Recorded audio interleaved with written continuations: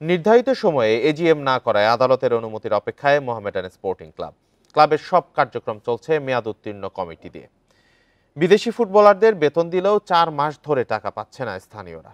সংকটের মধ্যেও পারফরমেন্সের ধারাবাহিকতা রাখতে অনুরোধ ক্লাব কর্মকর্তাদের। বকেয়া এজিএম নিয়ে বিপাকে ঢাকার ঐতিহ্যবাহী মোহামেডান স্পোর্টিং ক্লাব। নিয়ম অনুযায়ী প্রতি বছর এজিএম করার কথা থাকলেও গেল 2 বছর হয়নি। বার্ষিক সভা তো পরের কথা, অডিট রিপোর্ট তৈরি করা নিয়েই সংশয়। এজিএম করার নির্দেশনা চেয়ে সুপ্রিম কোর্টের হাইকোর্ট ডিভিশনে মামলা চলছে।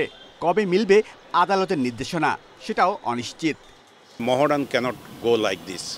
এখানে একটা পার্মানেন্ট সলিউশন হওয়া উচিত। ক্লাবের তো আমূল পরিবর্তন লাগবে, সেটা ইলেকশনের মাধ্যমে হোক অন্য কোনো তো ইলেকশনের মাধ্যমে ইজ বেস্ট, কিন্তু সেটাও একটা লম্বা প্রক্রিয়া, এটা আদালতে আছে, এটা জানেন। সেই জন্য ফ্রাস্ট্রেশনটা আমাদের বেশি।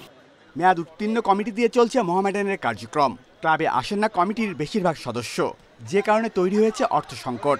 বিদেশিদের বেতন দেয়া হলেও সেপ্টেম্বর থেকে বেতন পাচ্ছে না স্থানীয় ফুটবলার ও টিম স্টাফ। আমরা বলছি যে কখনো যদি আগে পরে হয় স্যালারি, এগুলি নিয়ে মন খারাপ করবার দরকার নাই। মোহামেডানের টাকা তোমরা পাবাই পাবা, এটা কোনো সমস্যা নয়। এরকম একটা কনফিডেন্স তাদের মধ্যে দেওয়ার চেষ্টা করেছি এবং তারা কনভিন্স হয়েছে এবং তারা বলছে উইল গিভ আওয়ার বেস্ট। 5 ম্যাচে 15 পয়েন্ট নিয়ে লিগ টেবিলের শীর্ষে মোহামেডান।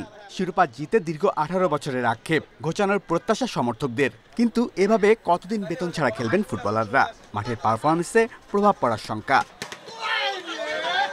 Shamim Ahmed, independent news, Dhaka.